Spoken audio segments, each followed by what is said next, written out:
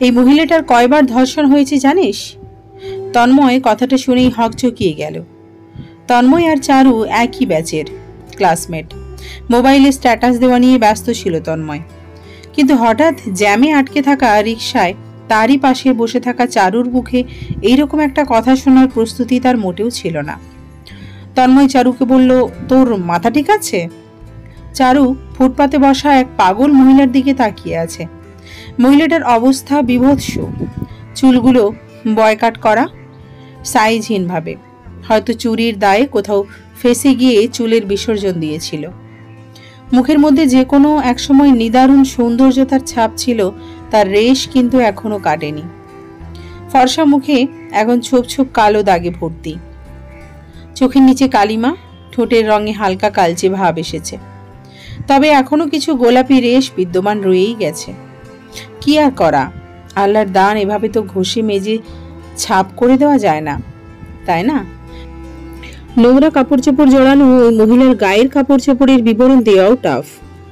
কোনোভাবে এক টুকরো কাপড় পেয়ে সেটাকে মাথায় জড়িয়ে রাখলেও কানকে পুরো ঢাকতে পারেনি।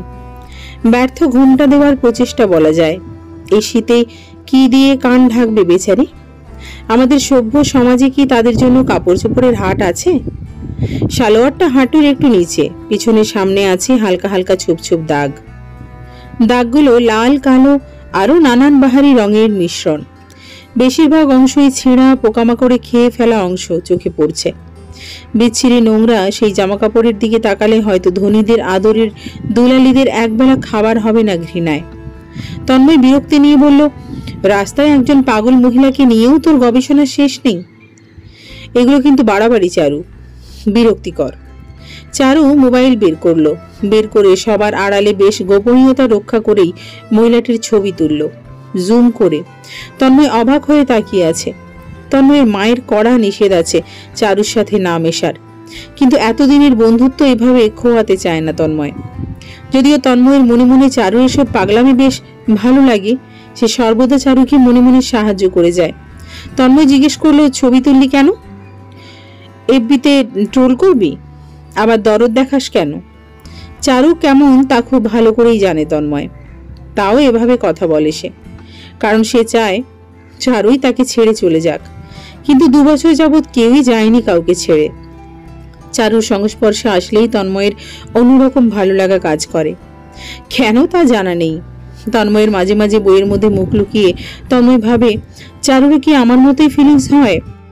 ক্লাস শেষে প্রতিদিন চারু কোথাও যেন চলে যাচ্ছে তন্ময়কে না বলে, অথচ দুজন রোজ একসাথে যাওয়া আসা করে ক্লাসে। চারু ইদানিং টিফিনও খায় না, অথচ প্রতিদিন তারা একসাথে খেত। শপিংও করে না আজকাল। 10টা বুক লিস্টের মধ্যে ওর 5টা, তন্ময়ের 5টা কেনার কথা, কিন্তু চারু একটা কিনে এটাই পড়ছে।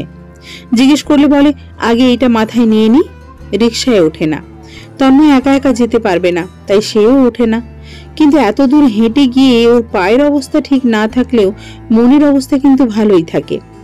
চারুর সংস্পর্শে অনেকক্ষণ থাকা যায়, অনেক বিষাক্ত আর অদ্ভুত কথাও জানা যায়। একদিন ফলো করে দেখে চারু সেই নোংরা মহিলার পাশে ফুটপাতে বসে আছে। কি সব যেন আলোচনা হচ্ছে। চারুর এই অবস্থা দেখে তন্ময় রেগে যায়। তন্ময়ের মাও প্রমিস করিয়ে নেয় তাকে যাতে চারুর সাথে কোনোদিন না মেশে, কারণ উনি বুঝতে পারছিলেন তন্ময়ের দুর্বলতা আছে চারুর প্রতি।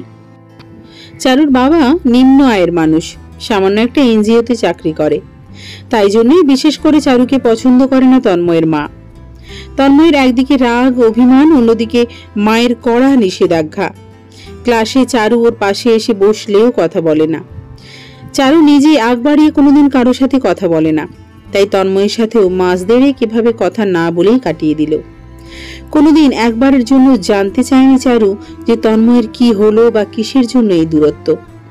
অথচ তন্ময় কিন্তু কোনোভাবেই ভালো ছিল না এই দীর্ঘ সময়ে। এমন কোনো রাত যায়নি যে রাতেও চোখের জল বিসর্জন না দিয়ে ঘুমিয়েছে। তন্ময় জানে না কেন বা কিসের জন্য এই কান্না। চারুর প্রতিটা স্টেপ চুপি চুপি ফলো করত তন্ময়, এবং মাস দেড়েক যাবতই চারুকে সে একটা বস্তির ঘরে সপ্তাহে 2 বার প্যাকেট হাতে নিয়ে এবং সাজগোজ করে যেতে দেখেছে। আর ফুটপাতের ওই মহিলাকেও সে আর দেখে না ওই জায়গাতে। এখন অন্য একজন বসেছে ওই জায়গায়। চারু ওই পথ দিয়ে আর যায় না। চারু বস্তিতে প্রতি সপ্তাহে এই 2 দিন গিয়ে কি করে? কোনো খারাপ কাজের সাথে যুক্ত হয়ে যায়নি তো, ভাবছে তন্ময়। সপ্তাহে 2 দিন কি করতে যাস ওই বস্তিতে? কে আছে ওখানে? কেন এত সাজগোজ করে প্যাকেট হাতে নিয়ে অমন একটা বস্তিতে যাস? কথাটা কানের কাছে এসে বলেই মুখ নিচে নামিয়ে ফেলল তন্ময়। চারু চোখ বড় বড় করে তাকিয়ে আছে তন্ময়ের দিকে। তন্ময় কথাটা বলেই মুখ নিজের দিকে রাখায় চারু অসম্ভব বেশি বিরক্ত অনুভব করল।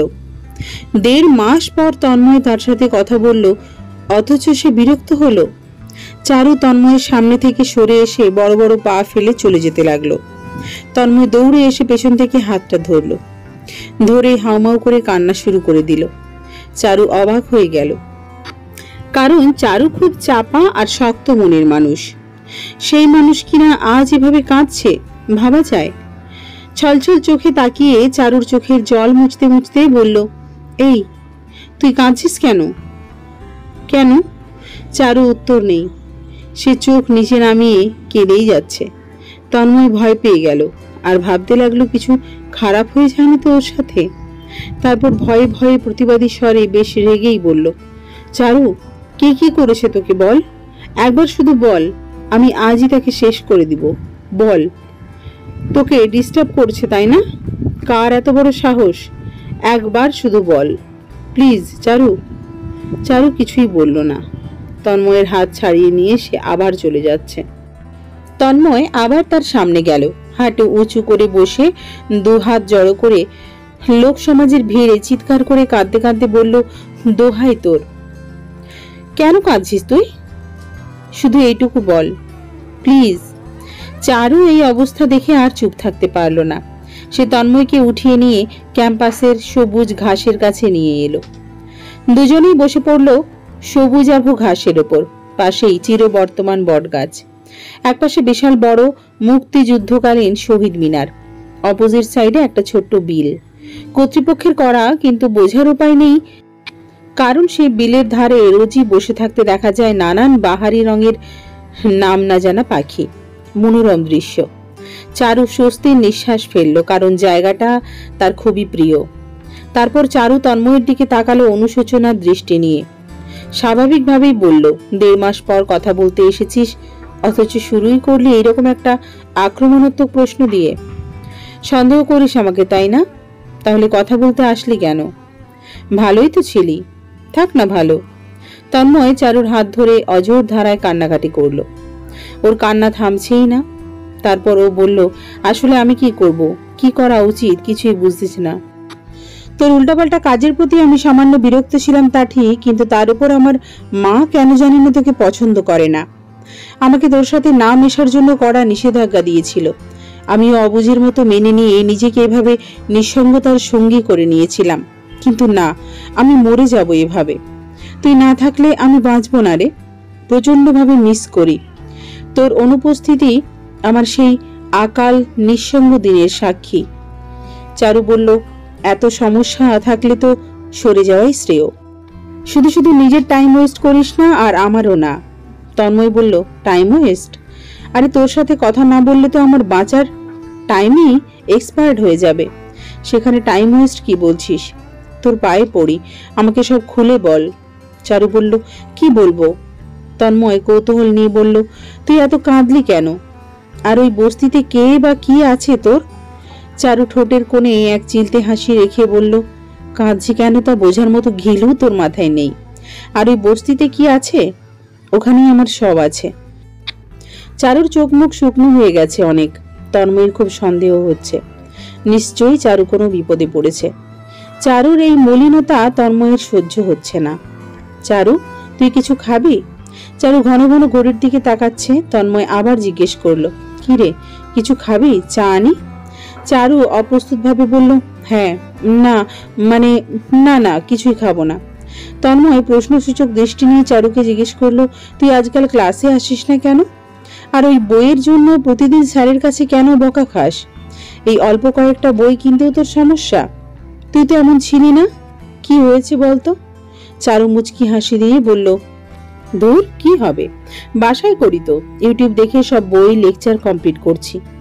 আমার এক্সাম প্রিপারেশন দরকার, আর স্যারদের এটা ওটা শোনার সময় নেই। আমার কি এই একটাই কাজ নাকি? আমার রোজ সময় দিতে হয় না ওদের? কথাটা বলেই চারু দুই ঠোঁট একসাথে করে চোখ ঘোরাতে লাগলো। তন্ময় তাড়াতাড়ি জিজ্ঞেস করলো, তাই কাকে কাকে সময় দিতে হয় তোর? কিসের এত ব্যস্ততা তোর? চারু বলল, আরে ধ্যাত, মুখ ফসকে বলে ফেলেছি, ওটা বাদ দে।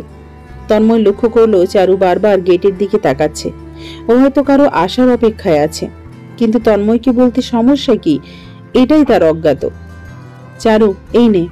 ব্যাগ থেকে দুটা মেজর বই বের করে দিল তন্ময়। চারু হাতে নিয়েই বলল, থ্যাঙ্কস। তন্ময়ের ভীষণ রাগ হলো, কারণ তন্ময় প্রায় এইভাবে বই দিত চারুকে, আর বারবার করে বলে দিয়েছিল কোনোদিন যেন থ্যাঙ্কস না দেয়। অথচ চারুর সেই খেয়ালই নেই, ওর তো মনেই নেই। এখনো পর্যন্ত থ্যাঙ্কসটাও দিয়ে রেখেছে। চারুর এই দিকে কোনো মনোযোগই নেই, ওর আশার দৃষ্টি গেটের দিকেই বহাল। তন্ময় জিজ্ঞেস করলো, থ্যাঙ্কস দিয়ে রাখছিস কেন? মানা করেছিলাম না? চারু উত্তর দিল না। আবার তন্ময় জিজ্ঞেস করলো, আচ্ছা তুই এত অন্যমনস্ক কেন? কি ভাবিস সারাক্ষণ? কিসের বা কার জন্য এত অপেক্ষা তোর? চারু হঠাৎ উঠে দাঁড়ালো। মনে হলো যেন এখনই সে যুদ্ধে যাওয়ার সংকেত বা যুদ্ধে জেতার কোনো বিভ্রম সংকেত পেয়ে ম্যারাথন রেস দেওয়ার মতো বেদম প্রস্তুতি নিচ্ছে। চারু না তাকিয়েই খুব দ্রুত বলতে লাগলো, শোন, আমাকে এখনই যেতে হবে, একটা ইম্পর্টেন্ট কাজ আছে, ভুলেই গেছিলাম। কাল ফান্ডামেন্টালের এক্সাম আছে, তাই না? তুই নোট নিয়ে নিস আমার থেকে, আমি রাতে পাঠিয়ে দেব। এবার ফেল করবি না, চিন্তা করিস না। এখন আসি রে, কাল দেখা হবে। আসলাম। তন্ময় কিছু জিজ্ঞেস করতে যাচ্ছিল, কিন্তু চারু তাকে সেই সুযোগ না দিয়ে রকেটের গতিতে কমন রুমে চলে গেল। কিছুক্ষণ পর কমন রুম থেকে বের হলো বোরখা পরে, কালো বোরখা, মেকআপ লাগানো। ব্যাপার কি? যাচ্ছেটা কই? সে হুড়হুড় করে গেট পেরিয়ে অদৃশ্য হয়ে গেল। তন্ময় বোকার মতো হাঁ করে এই দৃশ্য দেখছে, সবুজ ঘাসের উপর বসে বসে। সে তৎক্ষণাৎ সিদ্ধান্ত নিল যে সে চারুকে ফলো করবে। চারুর পিছু নিল তন্ময়। চারু শপিং মলে গিয়ে শপিং করছে। কি শপিং করছে তা জানার সৌভাগ্য কোনোভাবেই হয়ে উঠল না তার, কারণ সে আছে সবার আড়ালে। চারু বেরিয়ে পড়েছে। ফাস্ট ফুডের দোকানে ও কখনোই ঢোকে না, কিন্তু এখন সে ওই দোকানের দিকেই যাচ্ছে। না, ও তার পাশের খুচরো দোকান থেকে কি কি যেন কিনে নিল। 2 হাত ভর্তি প্যাকেট। এই নাকি ওর টাকা পয়সার অভাব? এত কিছু কিভাবে কিনছে? কার জন্য কিনছে? ভাবছে তন্ময়। নিশ্চয়ই কোনো বিকট সমস্যার শিকার হয়েছে চারু। কেউ হয়তো ওকে ভোগাচ্ছে খুব। কিন্তু এটা তো শেয়ার করা যেত, কিছু তো করতে পারতাম। তন্ময়ের মাথা ভনভন করছে হাবিজাবি চিন্তার উৎপাতে। সেও তাল মিলিয়ে হেঁটেই যাচ্ছে। চারু হঠাৎ হাঁটা থামিয়ে দিল। একটা 5 থেকে 8 ফুট লম্বা ছেলে তার সামনে এসে দাঁড়িয়েছে। সুদর্শন সেই ছেলের অবস্থা দেখে তন্ময় একবার চোখ ফিরিয়ে নিয়ে নিজেকে দেখার ব্যর্থ চেষ্টা করলো। না, সে তো কোনোভাবেই এই ছেলের সাথে যায় না, সমপর্যায়েই না। ওই ছেলের জন্য জ্যাকেট প্যান্ট এত অত্যাধুনিক যে সে নিজেকে এবার তুচ্ছ ভাবতে শুরু করলো নিজের অজান্তেই।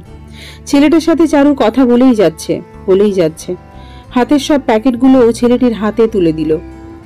ছেলেটি প্যাকেট হাতে নিয়ে লম্বা হাসি দিল। এই হাসি আর থামছেই না। চারুর হাসি দেখার বা বোঝার উপায় নেই, কারণ একে তো মেকআপ দেওয়া, তার উপর তন্ময়ের সামনে শুধু পেছনের দিকটাই দৃশ্যমান। তন্ময়ের কিছু বন্ধুদের থেকে সে অনেক কিছুই শুনেছে। চারু এখন শুধু যে ওই ছেলের জন্য প্যাকেট নিয়ে গিয়ে 2-4টা কথা বলে তাও নয়, তাদের বেশ খানিকটা সময় নিয়েই নাকি আলাপচারিতার আসর বসে। ছেলেটির নাকি আজকাল রোজ চারুকে বাড়ি পর্যন্ত ড্রপও করে দিয়ে যায়। তন্ময়ের প্রতি চারুর সেই অগাধ বিশ্বাসটুকু যে বিন্দুমাত্র নেই তা বেশ ভালো করেই বুঝে নিয়েছে সে। চারুর প্রতি তন্ময়ের বিরক্তি জন্মেছে ক্রমশ। দেখতে দেখতে এইভাবেই কেটে যাচ্ছে দিন। তন্ময় এখন আর ওসব নিয়ে মাথা ঘামায় না, আর ঘামিয়েও বা কি হবে? তন্ময়ের জেদি চলে এসেছে এরকম। চারু ইদানিং মাত্রাতিরিক্ত বিজি। তন্ময়কে ভুল করেও একটা মেসেজ দেয় না, যদি না সে দেয়, তাই তন্ময়ও তেমন একটা দেয় না। তবুও তন্ময়ের মন খুব এসপার ওসপার করে চারুর সাথে একটু লম্বা সময় নিয়ে কথা বলার জন্য। কিন্তু চারুর অবহেলার জন্য এসব শেষ হয়ে যাচ্ছে।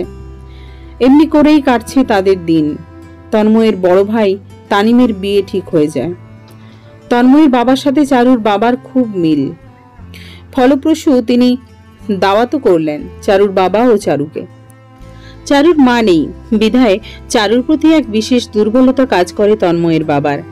চারু যেতে চাচ্ছিল না, কিন্তু চারুর বাবা ও তন্ময়ের বাবার জোরাজুরিতে তাকে আসতেই হলো। গায়ে হলুদের দিন বিকেলে পৌঁছে গেল তারা। চারু হালকা হলুদ কালারের 3 পিস পরেছে। কপালের মধ্যখানে দিয়েছে পাথরের ছোট্ট একটি চকচকে সাদা কালারের টিপ। ঠোঁটকে হালকা সোনালী কালার দিয়ে রঙিন করে নিয়েছে, আর চোখের উপর হালকা কাজল দিয়েই ও সাজগোজের অবসান ঘটেছে। চারু হলুদের আনন্দে রমরমা সেই বাড়িতে নিজেকে দেখিয়ে বেড়াতে চায় না, তাই সে বারান্দায় যাচ্ছিল একটা বই হাতে নিয়ে। বারান্দার পাশের রুমটায় যে তানিম ভাইয়ের রুম সেটা অজ্ঞাত ছিল চারু বারান্দায় পৌঁছালো ঠিক তখনই তানিম ভাই চারু শোন বলে ডাক দিল। চারু পর্দা সরিয়ে ভেতরে ঢুকে পা বাড়াবে ঠিক তখনই চিৎকার করে উঠল তানিম চিৎকার করে বলল কর্কশ গলায়, এই দাঁড়া, আমার রুমে ঢুকবি না তুই। আর এগুলো কি পরে এসেছিস? আমার হলুদে এই তোর রুচিবোধ? আহ! চারু খুব স্বাভাবিকভাবেই বলল, ভাইয়া। কেন ডাকছেন? তানিম মেসেঞ্জারে দৃষ্টি রেখেই বলল, তার হবু বউকে মেবি অ্যান্সার দিতে ব্যস্ত। বলল, তুই একটা অপয়া, বুঝেছিস? তাই তুই আমার রুমে ঢুকলে আমার অস্বস্তি হবে। আর শোন, এই বিচ্ছিরি 2 টাকার ড্রেস আপ নিয়ে সারা বাড়ি ঘুরঘুর করবি না একদম। ভুলে যাস না তুই আমাদের রিলেটিভ না। নেহাত আব্বা তোকে নিমন্ত্রণ করেছে বলেই। চারু মুচকি হেসে বলল, আমি আসতে চাইনি ভাইয়া, আপনার আব্বাই জোর করে। আচ্ছা, আমি লুকিয়ে রাখবো নিজেকে। এমনিতেও আমি আধার রাতের আলোর শহরে আমার দরকার পড়ে না, তাই আসার ইচ্ছেও নেই, দরকারও পড়ে না। আচ্ছা, আমি আসলাম। তানিম হালকা কাশি দিয়ে বলল, কেন বললাম কথাটা বুঝেছিস তো? কারণ অনেক গেস্ট আসবে আজ আর কাল। এখন তোর জন্য আমার মাথা হেট হয়ে যাক, don't want this. You know আমাদের গেস্টরা ঠিক কোন ক্যাটাগরির। আচ্ছা, আর সময় নষ্ট না করি, তুই আড়ালেই থাকবি, কেমন? চারু মাথা নিচে নামিয়ে হ্যাঁ সূচকভাবে মাথা নাড়ালো আর বলল, আচ্ছা ভাইয়া, আমি আড়ালেই থাকবো। এমনিতেও নিজেকে প্রকাশ করে রাখার বা দেখানোর বিশেষ কোনো ইচ্ছে আমার নেই। চারু যেতে যেতে শুনল তানিম বলছে, কেন যে এদের দাওয়াত করলো আব্বা? আমার মান সম্মান বলে একটা কিছু তো আছে নাকি? ডিসগাস্টিং। চারু দেখতে ততটা সুন্দর না। শ্যামলা বর্ণের মধ্যে লম্বা চুলওয়ালা এক মায়াবী রমণী হলো এই চারুলতা। এই শ্যামবর্ণের কলিদের নিয়ে কবি সাহিত্যিকরা কেন শ্যামকলি লিখেছেন তা অজানাই রয়ে গেল। যদি ফর্সা কলি কৃষ্ণকলি হতে পারে, তাহলে শ্যামের কি দোষ? চারুর দোষ একটাই, সে নিম্ন মধ্যবিত্ত, মা মরা একটা শ্যামলা বর্ণের মেয়ে। চারু তার বাবাকে জানালো সে মেহেদি লাগাবে, তাই ঘন্টাখানেক যেন তাকে না খোঁজে। এই বলে সে চলে যায় কোনার একটা অন্ধকার স্টোর রুমে ঢুকে অল্প একটু জায়গা করে নিয়ে মোবাইলের আলো দিয়ে একটা বই পড়ার আয়োজন করলো। হঠাৎ কারো কল পেল চারু। মনে হলো যেন এই কল তার জন্য বহু আকাঙ্ক্ষিত কিছু একটাই ছিল। সে কল রিসিভ করে খুব আনন্দের সহিত জিজ্ঞেস করলো, হ্যালো, আপনি কে বলেন তো? আমাকে জানাবেন সব। আমি কতক্ষণ ধরে ওয়েট করছি আপনার একটা কলের জন্য। নেটওয়ার্কের জন্য ফোনটা কেটে গেল। তখনই আচমকা পেছনে কারো উপস্থিতি অনুভব করলো চারু। তখন ছিল প্রায় সন্ধ্যা রাত। কাঁধে কারো হাত পড়তেই মোবাইলটা পড়ে যায় হাত থেকে। মোবাইলের আলোও নিভে যায়, কারণ হাত থেকে একদম নিচে পড়ে যাওয়ায় সুইচ অফ হয়ে গেছিল। স্টোর রুমটা একদম কোনার একটা ঘরে। এক গাদা অপ্রয়োজনীয় পুরনো আসবাবপত্রে গিঞ্জি হয়ে আছে সব। আলো বাতাস ঢোকার কোনো জায়গা নেই বললেই চলে। দিনের বেলাতেই এই স্টোর রুমটা ঘুটঘুটে অন্ধকারে ভরপুর থাকে। সেখানে বৃষ্টি বহুল এই শীতের রাত্রে কেমন হবে তা তো বলাই বাহুল্য। চারুর নিস্তব্ধ হয়ে ভাবছে, কে এলো এই সময় এই ঘরে? এখন তো সবার ব্যস্ত থাকার কথা। হলুদের জোগাড় বন্দোবস্ত নিয়ে কে আমার মতো এত নিঃসঙ্গ আছে এই বাড়িতে, যার এই আনন্দঘন পরিবেশও মনোযোগ নেই? কারো হাতের শীতল স্পর্শে চারুর হৃদস্পন্দনেরা ধুকধুক করে গান গিয়ে উঠল। আমি কুলোহারা কলঙ্কিনী, আমারে কেউ ছুঁয়ে না গো সজনী, বাইরে মাঘ মাসের শুভ্র শীতের সাথে পড়েছে গুড়ি গুড়ি বৃষ্টি। এই কনকনে শীতে মাঘের সন্ন্যাসী হয়ে কেউ শীতল স্পর্শে জাগিয়ে দিল চারুর গানের সেই প্রাণবন্ত মায়াকে, যার জলাঞ্জলি সে বছর খানেক আগেই দিয়েছিল। নিজের মায়ের মৃত্যু শোকে কোনার এই ছোট্ট নিরিবিলি রুমে একা পেয়ে কিছু করে ফেলবে না তো আমার? চিৎকার করে যে কাউকে ডাকবে সে অবস্থাও নেই। চারুর গলা বসে গেছে ঠান্ডায়, গলা শুকিয়ে কাঠ হয়ে আছে চিন্তায়। শুভ্র এই বৃষ্টিবহুল শীতের রাতে কারো শীতল হাতের স্পর্শে চারুর মন তখন সন্দেহপ্রবণ ও আশ্চর্যম্বিত। এই বিয়ে বাড়িতে নানা রকমের, নানা মনের, নানা ধরনের লোকের সমাগম। কে না কে হয়তো বদ উদ্দেশ্য নিয়ে ঢুকে পড়েছে, অথচ খুব ভালো করেই সে লক্ষ্য করেছিল কারো চোখ এদিকে আছে কিনা। ছিল না, তাই সবার আড়ালেই সে ঢুকে পড়েছিল। ছাড়ুন, হাত সরান, কে আপনি? চিৎকার করে বলল চারু। এই কি ব্যাপার, তুই এখানে কি করছিস? কণ্ঠটা শুনে চারুর দেহে প্রাণ ফিরে এলো। কণ্ঠটা তার চির চেনা বন্ধু তন্ময়ের। কিন্তু কি আশ্চর্য, চারু এক মুহূর্তের জন্য ভাবেনি যে তন্ময়ের বাড়ি। তন্ময়ও হতে পারে। চারু আমতা আমতা করে বলল, আমি। তন্ময় বলল, হ্যাঁ তুই। তুই কি? চারু বলল, না মানে আমি ভাবলাম কে না কে। তন্ময় বলল, চারু শোন, আজ তোকে একা পেয়েছি, তাই তোকে আমি কিছু বলতে চাই। আসলে বলা না, ঠিক জিজ্ঞাসাই বলতে পারিস। আমি কিছু জানতে চাই। চারু বলল, বল, কি জানতে চাস? তন্ময় কিছু বলতে যাচ্ছিল, ঠিক তখনই দরজায় আওয়াজ হলো। ফিরে তাকালো তন্ময় আর চারু। দরজায় পাশে দাঁড়িয়ে আছে তন্ময়ের মা আর ভাই। তন্ময়কে কিছুই বলল না। চারুকে খুব বাজে ইঙ্গিত দিয়ে তন্ময়ের মা বলল, জুতা সবসময় জুতাই থাকে, জুতা সোনার তৈরি হলেও তা পায়ের নিচেই থাকে। তানিম চোখ পাকিয়ে বলল, একা এই সাজসজ্জা নিয়ে স্টোর রুমে চুপি চুপি এসে আমার ভাইকে পটানোর ধান্দা না? তন্ময় বলল, ভাইয়া আপনার মাথা ঠিক আছে? চারু আমার বন্ধু, শুধুই মাত্র বন্ধু। আর মা, ও আমাকে ডাকেনি, আমি নিজেই এখানে এসেছিলাম, কারণ আমার রুমটায় মানুষ, বাচ্চা কাচ্চায় ভর্তি, প্রত্যেকটা রুমে মানুষ ভরা। আর তুমি জানো আমার পরশু পরীক্ষা, রিভিশন দিতে হবে। তাছাড়া আমি নিরিবিলি পরিবেশ পছন্দ করি, কিন্তু আমি বুঝছি না তোমরা চারুকে কেন অযথা বকছো। তানিম তন্ময়কে ধাক্কা দিয়ে সরিয়ে চারুর হাত ধরে বের করে দেওয়ার জন্য উদ্যত হলে তন্ময় তার ভাইকে বাধা দিয়ে বলে, ভাইয়া শোনো, তুই ওর সাথে এরকম ব্যবহার করতে পারিস না। ওকে আর বেশি কিছু বললে আমি তোর বিয়েতে থাকবো না।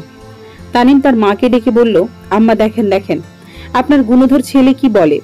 হাতে থাকা লাইটের আলোয় চারুর চকচকে টিপ আর মায়াবী চোখ থেকে পড়া টপ টপ পানিগুলো আকৃষ্ট করেছিল তন্ময়ের মাকে। ভুল করে একবার তার মন বলে ফেলেছিল, ইস, মেয়েটার কি মায়াবী মুখ, এমন মেয়ে যদি বউ হিসেবে পেতাম। ঘোর ভেঙে দেয় তানিম। তন্ময়ের মা কিছুই বলল না, সোজা হেঁটে চলে গেলেন। তানিম চলে যাওয়ার সময় তন্ময়কে বলল, তুই চরম ভুল করছিস। তানিম যাওয়ার পর তন্ময় লক্ষ্য করে দেখলো চারু পিছন ফিরে আছে। কি সুন্দর সে অবয়ব, হলদে টিয়া পাখির মতো লাগছে চারুকে। সরি চারু। চারু তন্ময়ের দিকে না তাকিয়ে পড়ে যাওয়া মোবাইলটা অন করলো। তন্ময় বলল, তাহলে শুরু করি। আচ্ছা, তুই আমাকে কেন শেয়ার করতে পারিস না সব? আমি। চারুর ফোন বেজে উঠল। চারু তন্ময়ের পাশ কাটিয়ে চলে যাচ্ছে।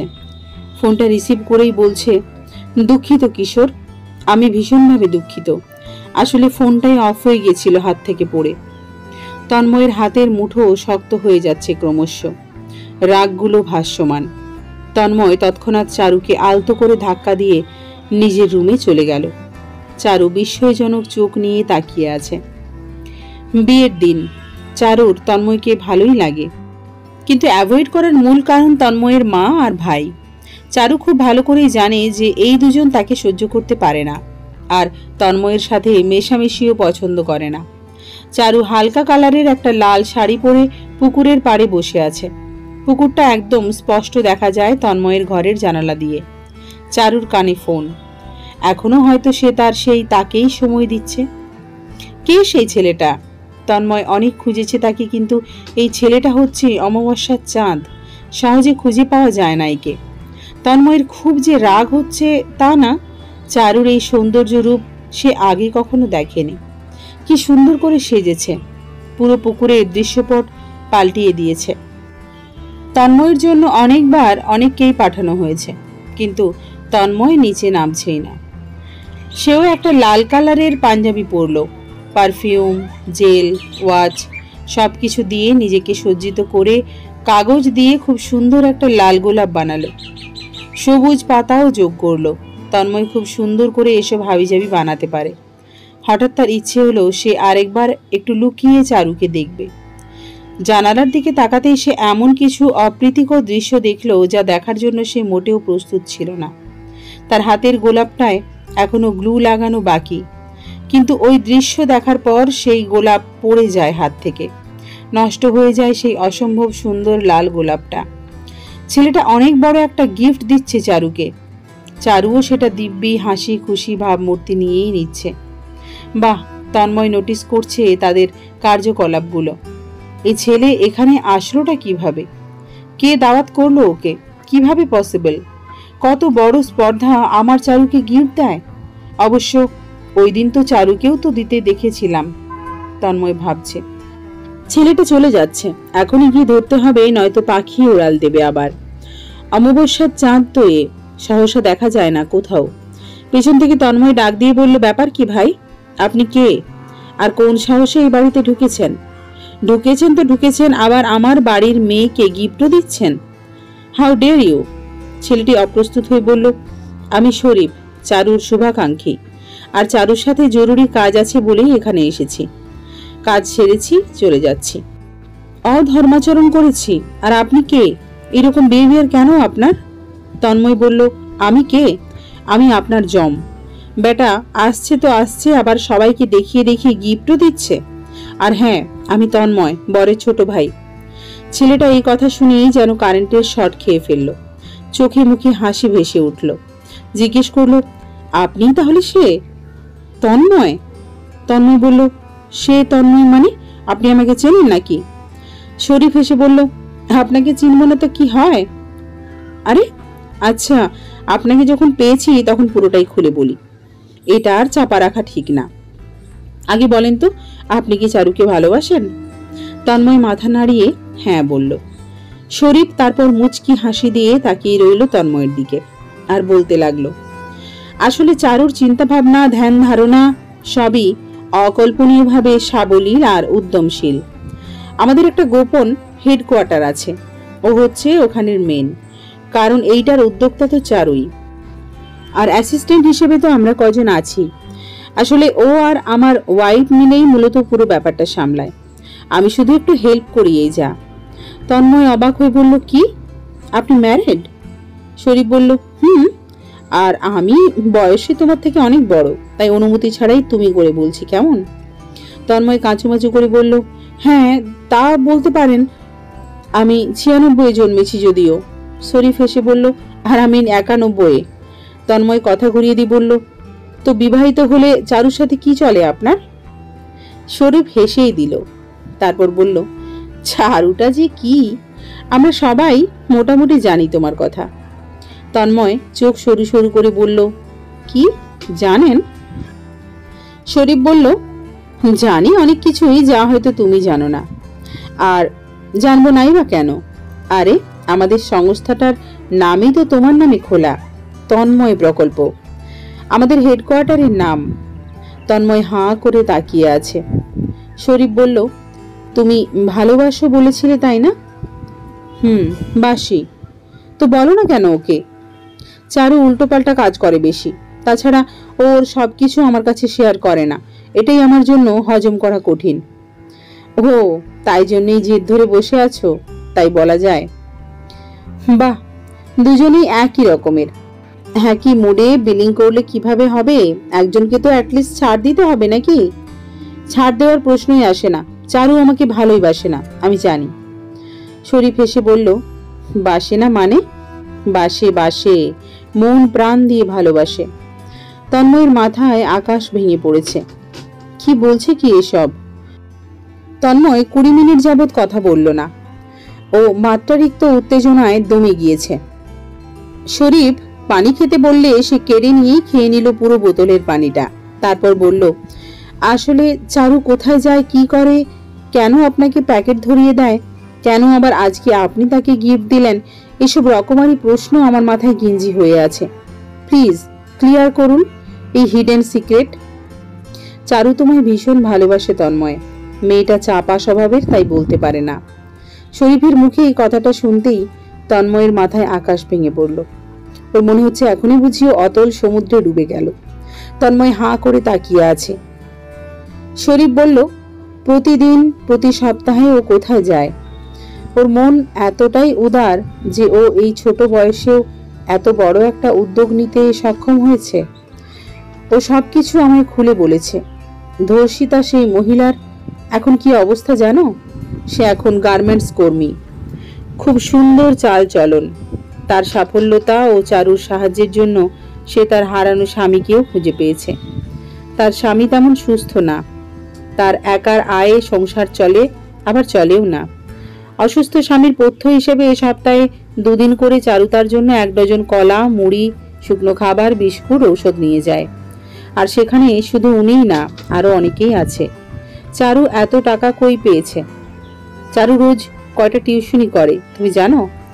ও টিউশনি দিয়ে নিজের বাবাকেও হেল্প করেছে, আবার এই নিপীড়িত মানুষদের পাশেও দাঁড়াচ্ছে। কত টাকাই বা যায় বলো তো?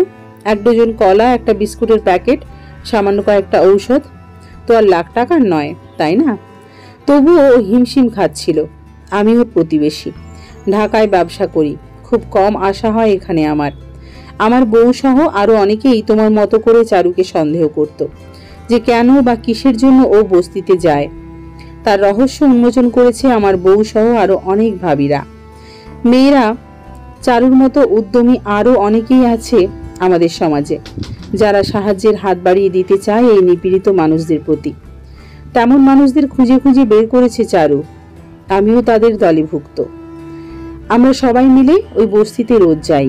ওখানের ছোট্ট একটা জায়গাতেই বানানো হয়েছে আমাদের হেডকোয়ার্টার। আমরা সবাই মিলে মোট 100 জনের মতো এখন। সামনে আরো বাড়বে ইনশাআল্লাহ। সবাই 100 টাকা করে চাঁদা দিলে হয়ে যায়। 100 জন মিলে 100 টাকা করে দিলে 10,000 টাকা। এইখানের কিছু টাকা সঞ্চয়ের জন্য ব্যাংকে রেখে দেওয়া হচ্ছে, কারণ চারুর ইচ্ছে সে একটা বিল্ডিং বানাবে যেখানে সব নিপীড়িতদের বিনামূল্যে চিকিৎসা হবে। আমাদের এই সংস্থায় আগ্রহী হয়ে আরো অনেকেই এই উদ্যোগ নিয়ে এগোচ্ছে। আমাদের মধ্যে ছেলেরা রাতে বেরিয়ে পড়ি দোকানে দোকানে, বাড়িতে বাড়িতে। যাদের বাড়িতে ফল বা খাদ্যের সংকুলান থাকবে তারা যেন তা দিয়ে দেয়, এটাই ভাষ্য। অনেকে দিয়েও যাচ্ছে। অনেক খাবার ফল পাচ্ছি আমরা এভাবে। এগুলো আমরা বিকিয়ে দিচ্ছি জনতার তরে। তত্ত্বাবধানে আছে চারু, মূল উদ্যোক্তা। শতেক লোকের সমাগম ও দোয়ায় আমাদের সংস্থা আজ সাফল্যে ভরপুর। চারু আগে একা একাই এই সমস্যা মেটাতো। পাশাপাশি পড়াশুনো, পাশাপাশি বাবার সংসার, সব সে একা হাতেই সামলাতো। তাই জন্য অনলাইনে ক্লাস করত। রাত জেগে জেগে মেয়েটার কি অবস্থাই না হয়েছে। আর বোরখা পরে বেরোয় কেন? কারণ অনেকেই পিছনে পড়ে গিয়েছে। অনেকেই চারুর এই অবিশ্বাস্য রকমের ভালো উদ্যোগকে ভালো চোখে দেখে না, উল্টাপাল্টা মন্তব্য করে। সবাই সমানে জেনে গেলে চুরি চামারিও বাড়তে পারে। তাই একটু সচেতনতা। আর আমি কেন গিফট দিলাম? আমি না, ওটা ওই ফুটপাতের মহিলাটা দিয়েছে। ওনার জমানো টাকা দিয়ে উনি চারুকে নিজের হাতের বানানো পিঠা পায়েস দিয়েছে, এভাবে প্যাকিং করে।